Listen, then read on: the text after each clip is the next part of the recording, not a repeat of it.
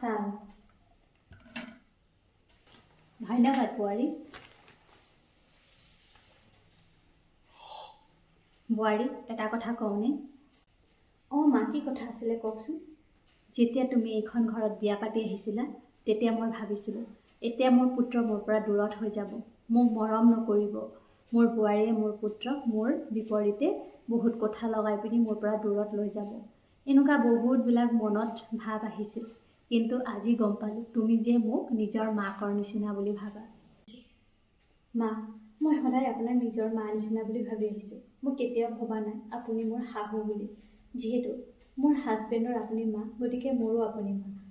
আৰু মই মা কেতিয়াও নিবিচাৰোঁ আপোনাৰ বুকু সুদা কৰি পিনি আপোনাৰ পুত্ৰক আপোনাৰ পৰা আঁতৰাই নিবলৈ। সঁচাকৈ বোৱাৰী, সম্পৰ্ক এটা অটুট ৰাখিবলৈ হ'লে দুয়োফালৰ পৰা সম্পূৰ্ণভাৱে ছাপোৰ্ট থাকিব লাগিব, তেতিয়াহে সম্পৰ্ক এটা অটুট থাকিব। মই যদি তোমাক মৰম দিব নাজানো আৰু তুমি যদি মোক মৰম দিব নাজানা, তেতিয়াহ'লে কোনো এটা সম্পৰ্ক অটুট নাথাকে। সেইকাৰণে আমি দুজনীয়ে সদায় মিলিজুলি থাকিম, শাহু বোৱাৰীৰ নিচিনাকৈ নহয়, মাক জীয়েকৰ নিচিনাকৈ।